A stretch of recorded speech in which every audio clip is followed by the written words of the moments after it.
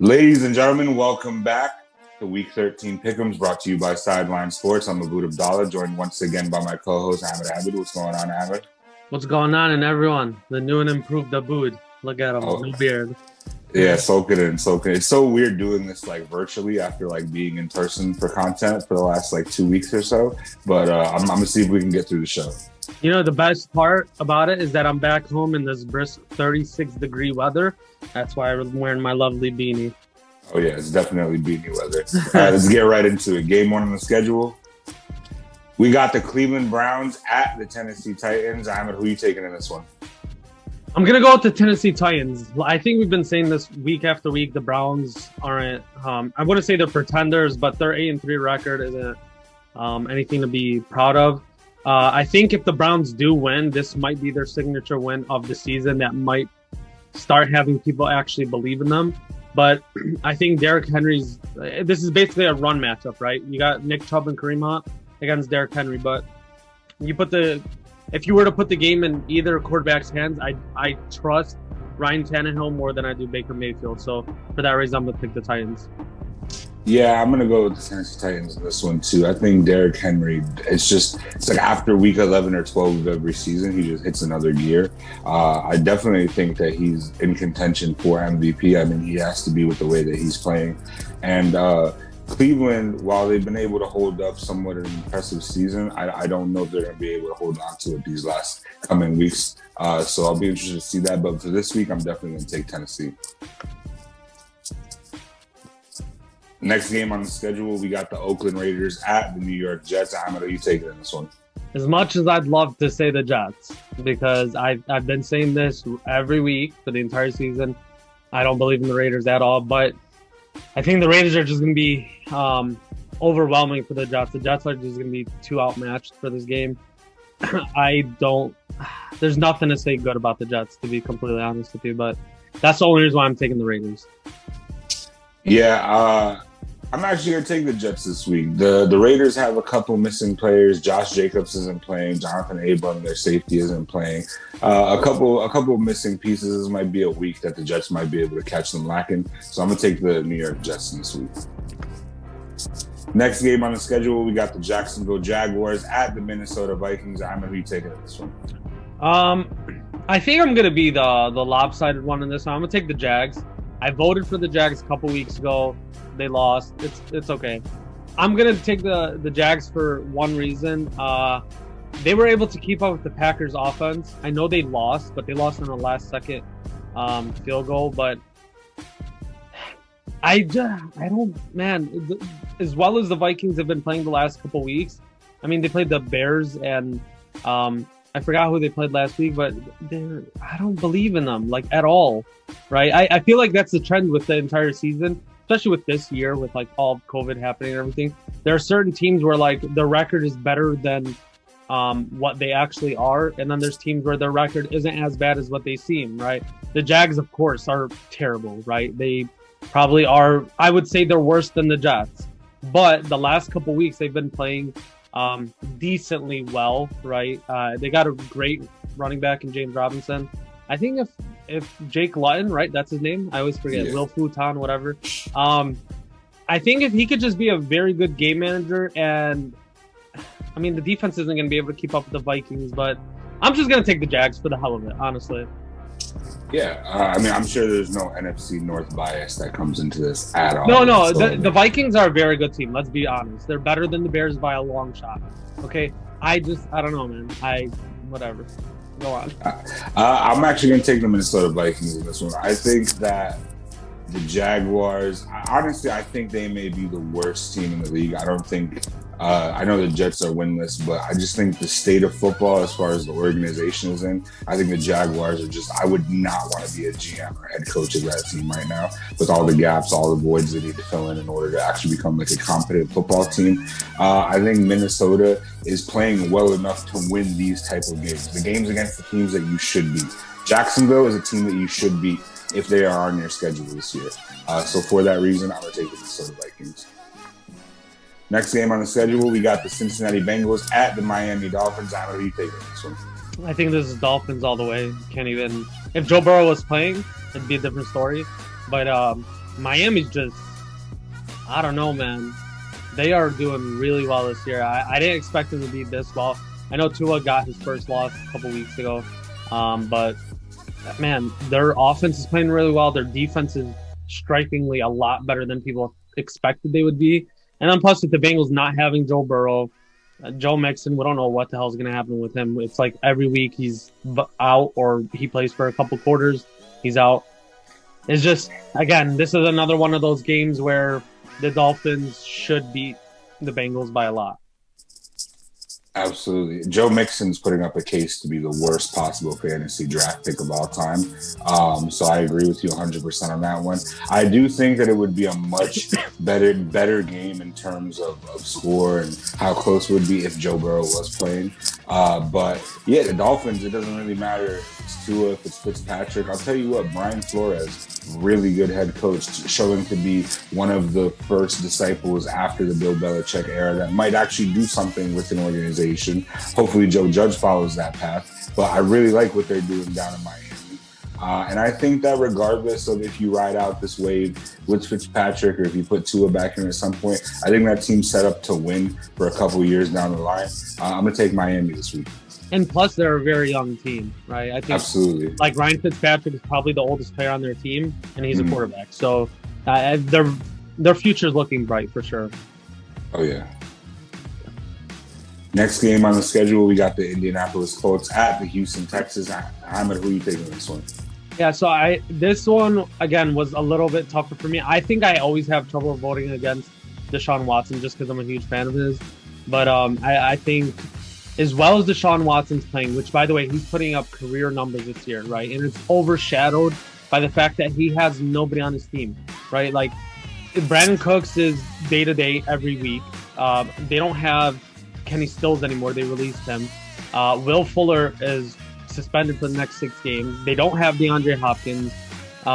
It's kind of weird for the Texans, right? Deshaun Watson's putting up all these numbers. He's having a career year, and it's not even, it's like lost in the entire NFL, right? But to say the least, I mean, the Colts, I don't have enough trust to bet on them.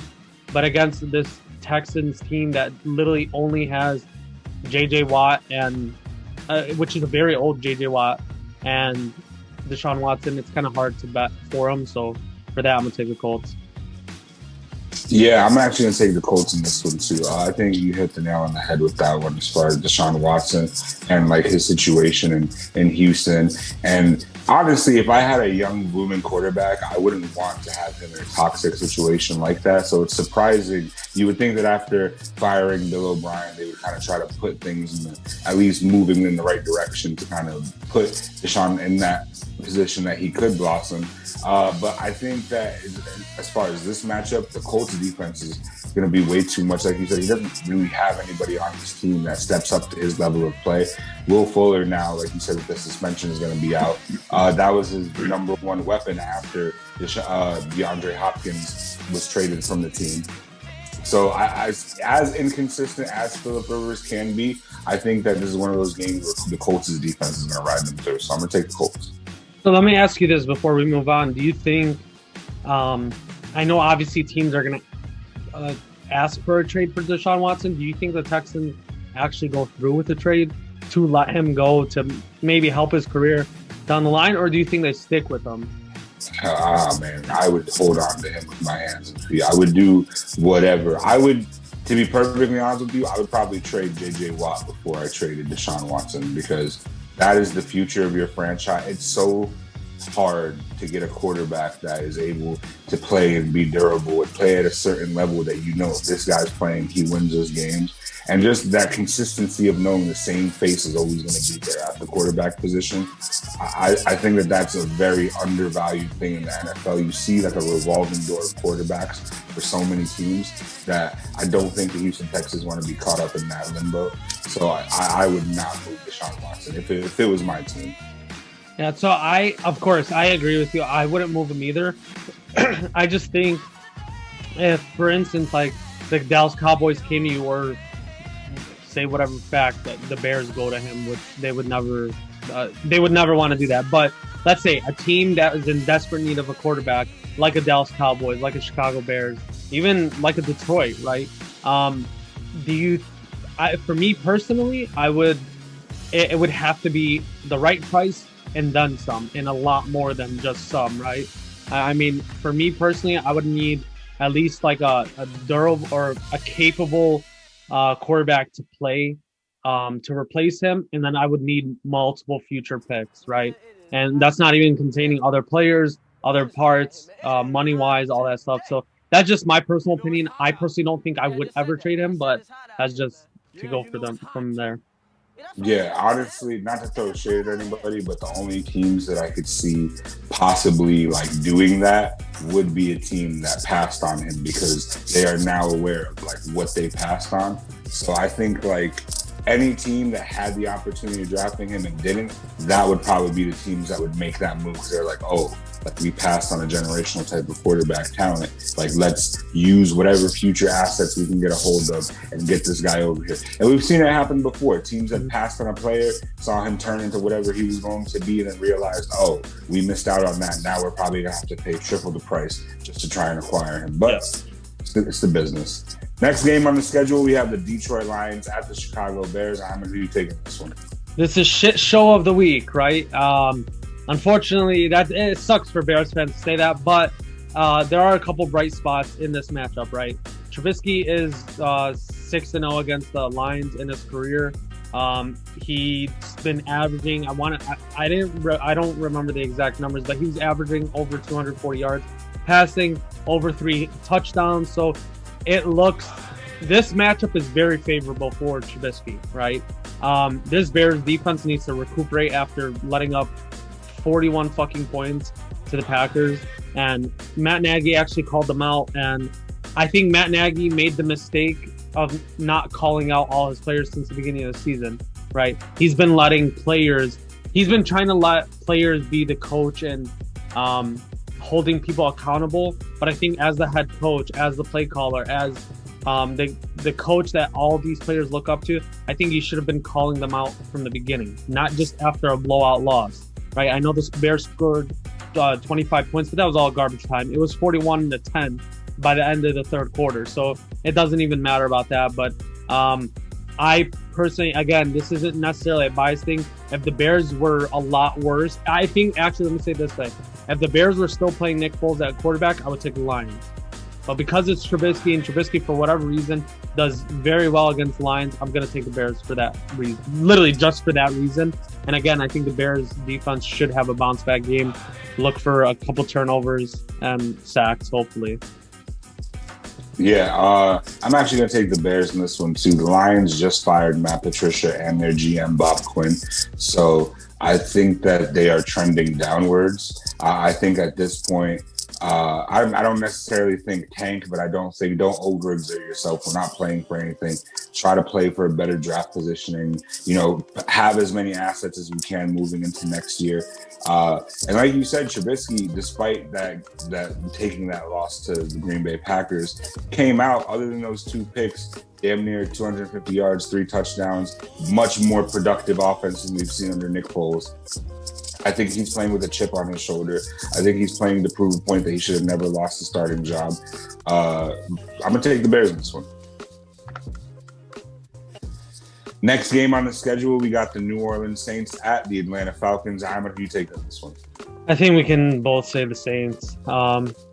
Even though the Falcons are looking a little bit better than they have in the first 6-7 weeks of the season, the Saints are just looking that much better later on in the season, right? Beginning of the season, we had a lot of questions. We had a lot of concerns. Michael Thomas being out, Drew Brees not playing up to standard, Taysom Hill starting QB. And yeah, of course, he only had 78 yards passing last week, or I think 1 touchdown, if that. But the Saints look dominant, right? I know the Falcons just put on a dominant show against the Raiders, and they won, 33-10 or something like that, or 43-10. Whatever the case may be, the Falcons offense can't keep up with the Saints offense, if we're being real, right? I think the Saints are just way too overpowered. That's not taking away anything from Julio or Calvin Ridley. or even Todd Gurley, right? But Todd Gurley's kind of disappeared the last couple weeks. So we'll see. But I mean, the Saints, let's just be real. The Saints are just that much better than the Falcons. And the Saints are probably going to be the 1 or 2 seed in the NFC. So I don't think it's even a debate at this point. Yeah. The interesting thing in here is if Atlanta stops their run game, what does New Orleans resort to? Because they rely heavily on that defense. Taysom Hill threw for like under 80 yards and an interception. So I want to see what happens if the Atlanta Falcons somehow are able to penetrate that run game and kind of make it a tougher day for them moving the ball. But with that being said, if all else fails, New Orleans Saints, this should be a cakewalk for you. The Atlanta Falcons all year have been giving games away, finding a way to just lose games, even when they're in it, even when it looks like they could be pulling away. It's just in their culture at this point. I think ever since that Super Bowl, all they really know how to do is blow games and give games away. So even without Drew Brees, we're still seeing the New Orleans Saints flourish and push forward in this very competitive NFC. But I think that this is going to be an easy week for them. I'm going to take the Saints. All right, yeah, and it kind of sucks to see as much talent as the Falcons have on offense with Julio and Ridley and even Hayden Hurst, who's been looking very well the last couple weeks, and Todd Gurley, who was once the best running back in the NFL. It kind of sucks for them because they're like stuck in a rut where they can't move forward. They're not able to do anything. And that's not necessarily just on Matt Ryan, because we saw what he did last week. And there have been some bright spots for them on offense, but I think their defense is just not where it used to be. And like you said, you hit it on the head. Ever since that Super Bowl, just they blow games like it's nothing. Like they'll have the lead and they lose it. Or like you said, I don't want to keep reiterating what you said because you hit it on that note, but it just sucks for them. All those guys that have this great offensive talent to be where they're at kind of sucks for them. Oh, yeah, for sure. Also, you mentioned Hayden Hurst. Shout out to Hayden Hurst. Super dope story. I don't want to get too deep here, but just things that he's went through in his work with like suicide prevention causes, like off the field and everything. And like the fact that he's playing like a top tight end in the league this year. Really dope. So, yeah, I just wanted to shout that out with it. Mad respect for him. Next game on the schedule. This is the road to 9-7. We got the New York Giants at the Seattle Seahawks. How many are you taking in this one? All right, so this is a game. So I said it to you the other day off camera, and I was saying that the Giants have no chance, right? They don't have any chance to beat the Seahawks. But here goes something. I know you're going to – I don't want to spoil your pick, which I think is pretty obvious what you're going to take. But I think in this case, if the Giants defense can somehow, some way – stop one of those receivers, contain him, right? Because I think we've seen it every week this season. It's either Tyler Lockett's game or it's DK's game, right? I haven't seen both of them really go off since the beginning of the season. For the past 5 weeks, it's been one or the other. I think if the Giants can get takeaways, it's not necessarily that they're going to stop the Seahawks offense, because I don't think anybody will be able to. If they can somehow contain them, and Danny Dimes could manage the game, right? I think the Giants could upset the Seahawks, but it's going to be a nail-biter. I don't think they're going to, completely blow them out. I'm going to take the Seahawks, but I am not going to be surprised if the Giants somehow pull this out. Well, Daniel Jones is ruled out for the game with a hamstring injury, so there goes that theory. But I will say this. This is the best defense that we have put out onto the field since probably 2016, 2015. Whatever year we made that first round of the playoffs, we lost to Green Bay. I think our defense is better this year than it was that year. I think James Bradbury is going to shut DK Metcalf down. I do think Tyler Lockett is going to ball out. We always do terrible against those smaller, faster receivers, these deep ball threats. I don't know if Darnay Holmes or Isaac Yiadom could step up, that would be great. But this is the road to 9-7. This is what we prepared for. This is what we talked about since we were in Tennessee. This is what I drew it out on the table for you guys. 9-7, 8-8 at worst. I do think that even with Colt McCoy playing quarterback, this could be a winnable game. Seattle's defense hasn't looked top notch at some points during the game. Jamal Adams looked abysmal a couple games out there. Bobby Wagner is a problem. He's going to be a problem no matter what you do.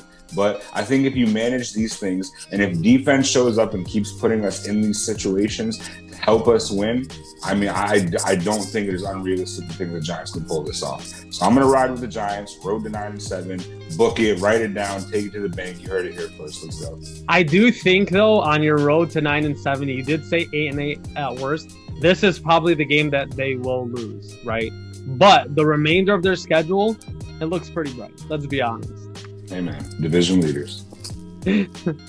All right. We got the imposter Los Angeles Rams at the Arizona Cardinals. Ahmed, who are you taking in this one? So finally, people have seen what we've been saying all season about the Rams, right?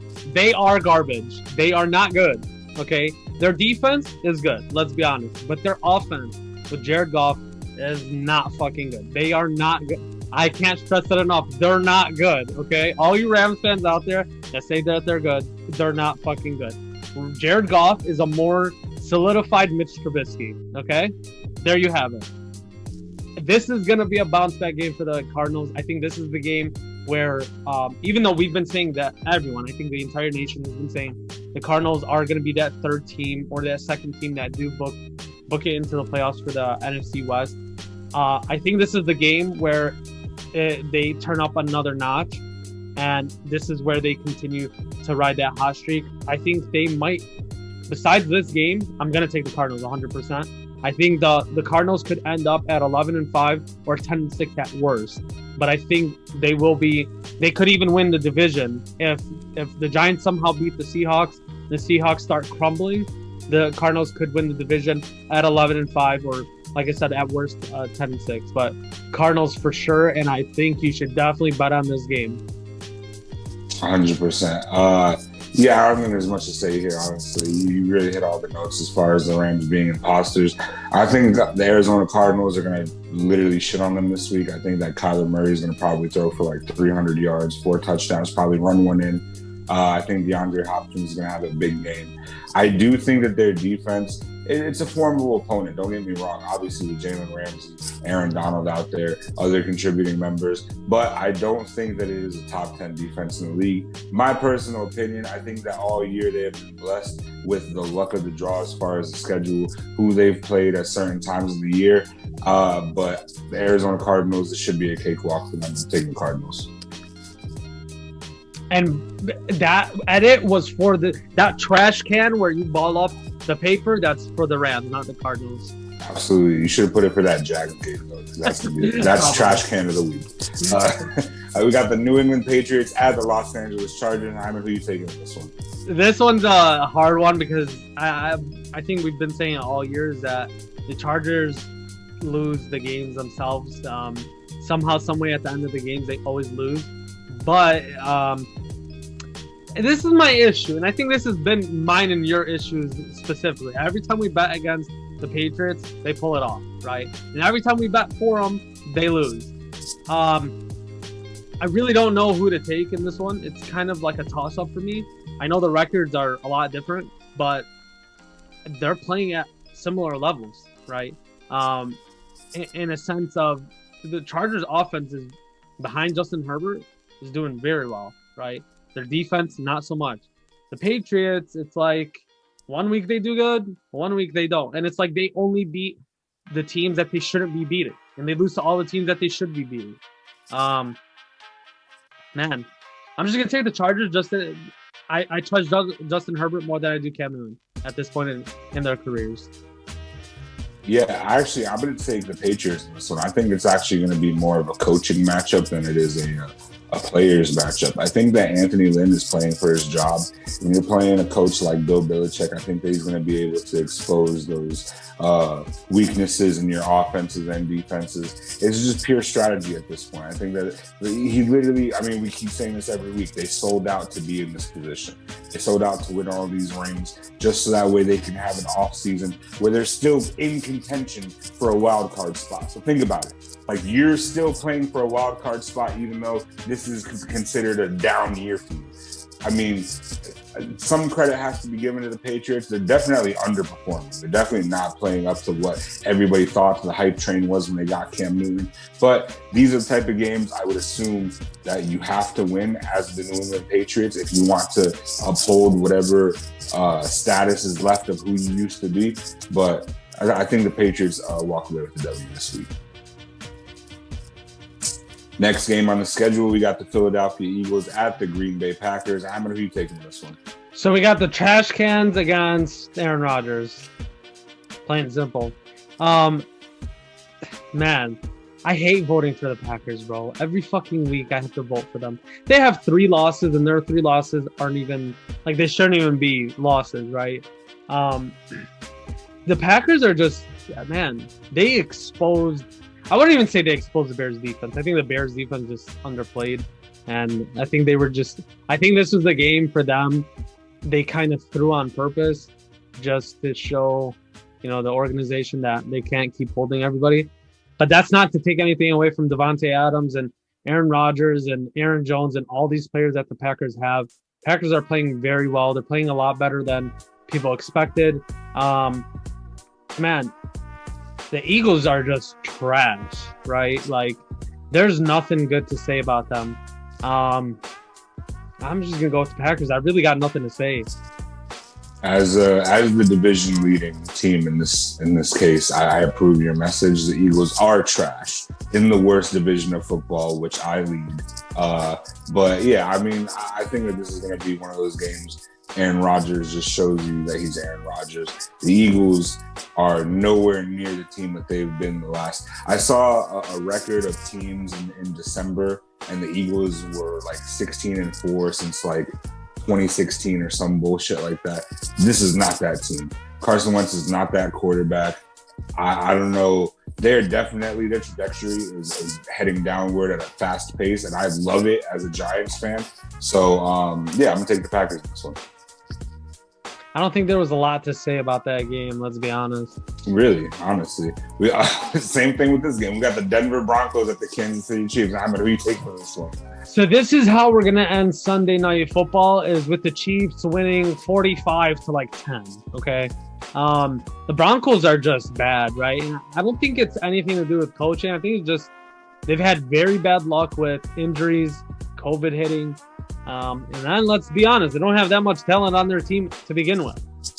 You can name a handful of players on their team that are or should be not all pros, but Pro Bowlers. But otherwise, outside of those 5 or 6 guys, you got nothing, right? The Chiefs are just loaded top to bottom. Even their defenses.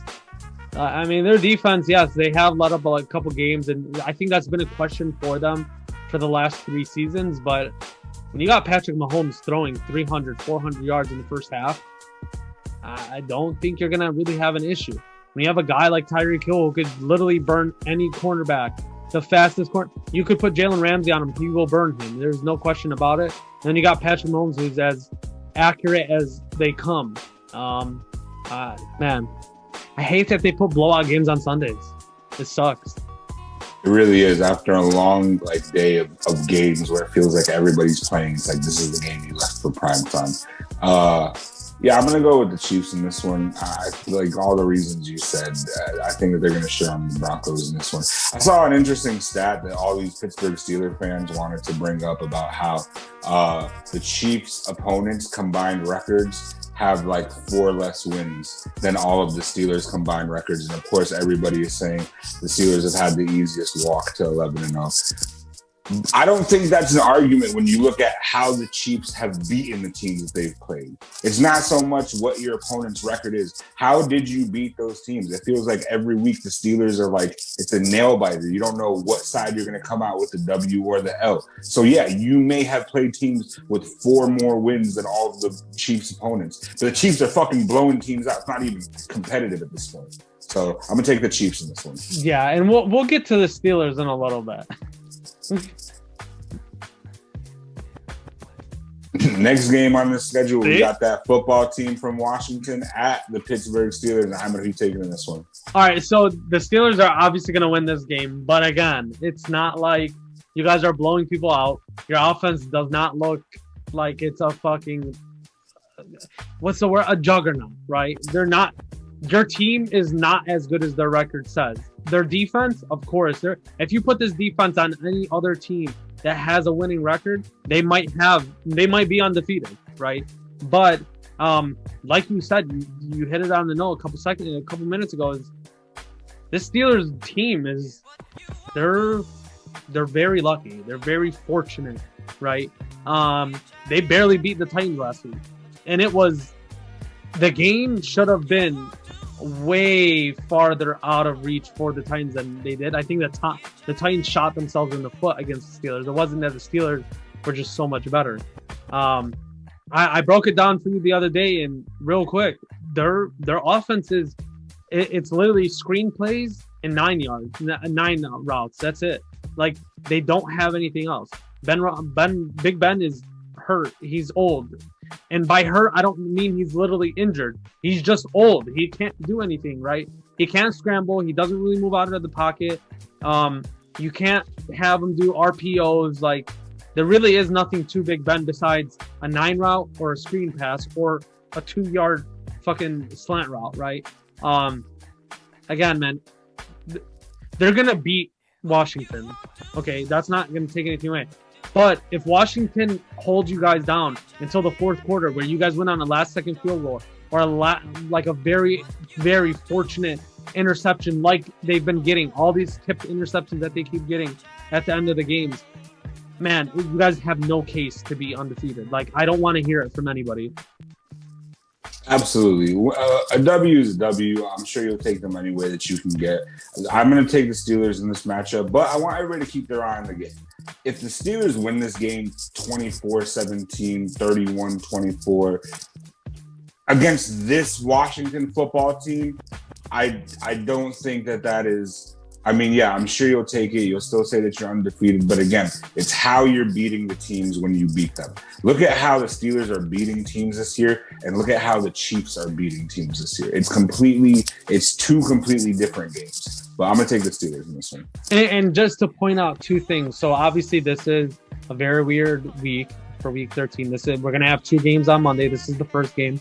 But I do want to point out one thing. The Steelers are the second best team in the AFC. But it's the spread between the Chiefs and the Steelers is like miles difference. It's not like, if you were to play some, we'll see if they end up going to the AFC Championship game against each other. The Chiefs are going to blow them out. I don't even think it's going to be a close game. So I just want to point that out. But moving on, we have the second Monday night game. So for this one, again, it's one of those games for me where I'm like, the 49ers keep working their way back up to 500 every week, right? And as bad as they've been, because they've been injured and injury plagued and COVID and all this shit that's hitting them, they're only 5-6, right? They just got a bunch of, I think they ended up getting 5 key players back last week, and look what they did. Like, they killed the Rams, right? And the score was a lot closer than it should have been, but I'm going to go with the Bills. But the 49ers, if they win, they will be the third team that makes the playoff out of the NFC West. I will guarantee you guys, if the 49ers win this game, they will end up either 8-8 or at worst 7-9. And the Rams are either going to be tied with them at 7-9 or 8-8. And guess what? They lose the tiebreaker. The 49ers. So the 49ers make playoffs. Man, yeah, I mean, I definitely think that all of these key players coming back for the Niners is going to make a big impact on their performance. But I really like Buffalo this year. I like how Buffalo is playing. I think Josh Allen is playing a really good game of football. He's not doing too much. There was even conversations at some point of him potentially being an MVP candidate. Really impressive for a third-year quarterback. So I really like the direction that the Buffalo Bills are moving in. I'm going to take the Bills in this matchup. Yeah, and to add on to what you were saying, Josh Allen is a lot better than everyone expected to be coming out of, Wyoming, I think, right? He came out of Wyoming. Man, this guy is just... it was funny. I was watching the NFL Mic'd Up for last week, and I forgot who tackled him, right? And he was like, man, that motherfucker's huge. And like, for him to be that size, to run that fast, to throw the ball that deep and that accurate, he's playing out of his mind. I'm a huge fan of Josh Allen. I don't want anybody to think I have anything against the Bills. I think they will win, but if the 49ers win, that will be their signature win. So both of us agree, Bills. Oops, hit the wrong button. All right, next game on the schedule, we got the Dallas Cowboys at the Baltimore Ravens. I'm going to be taking this one. I think it's become so used to you saying Cowgirls that, like, sometimes when you say it, it doesn't even faze me anymore because I'm so used to hearing it. And, man, the Cowboys are trash. They are, without Dak, even with Dak, I don't think they're completely all there, right? But they're a way better team with Dak than they are with any of these backup quarterbacks. But their defense is trash, right? Like we said a couple years ago, they were arguably the best defense with Lane Van Der Esch and Jalen Smith, right? Now they're nobody. Like both those guys, and it sucks because both those guys are very young. But for whatever reason, this team is not good at all. Like, but I mean, the Ravens aren't playing that well either. Like, we've said this the last couple weeks. The Ravens are figured out. All the teams in the NFL know what the Ravens are going to do offensively. They know what their game plan is, and it seems like Harbaugh and the boys can't get it together. Like, they don't know how to adjust. So, I'm going to obviously take the Ravens because I don't think the Cowgirls can even – I think this is going to be a blowout game, right? But that's not saying much for the Ravens because you're playing a Cowboys team that doesn't have half their starters on offense or defense. And you're figured out. Like, if the Cowboys win, I think that's going to put it down for Lamar and the Ravens to even be in actual serious playoff contention. They probably will make the playoffs, but I don't think they're going to go far. Yeah, I'm going to take the Baltimore Ravens in this one. The Dallas Cowboys are a literal dumpster fire at this point. Mike McCarthy, I saw something that said that the Giants' head coaching job wasn't even in consideration for him. Thank you. I appreciate that very much because seeing what you're doing now in Dallas, granted, Dak did get hurt, even with Andy Dalton, whoever you put back there.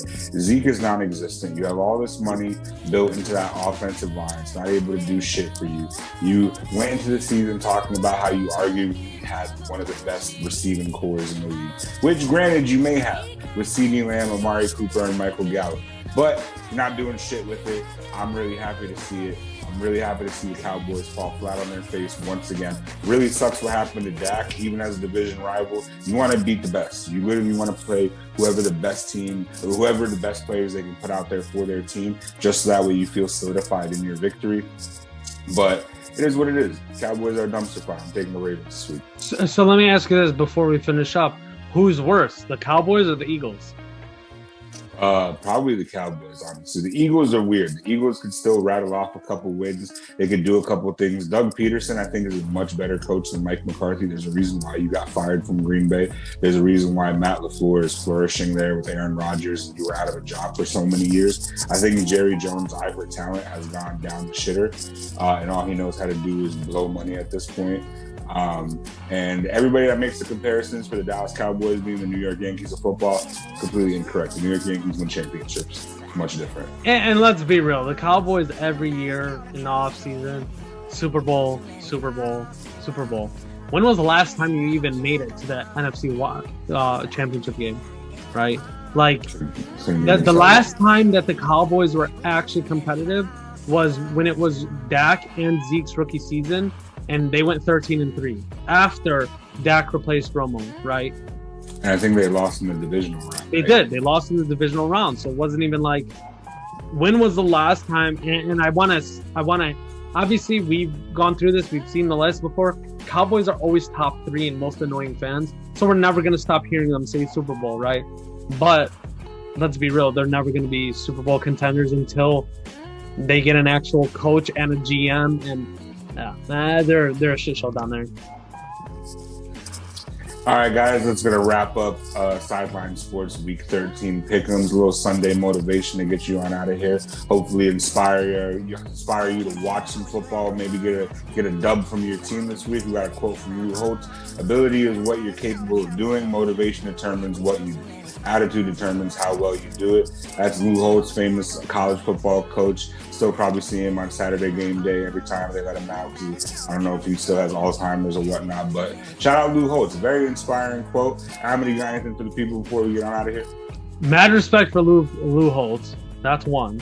And two, man, early Super Bowl predictions. Who you got?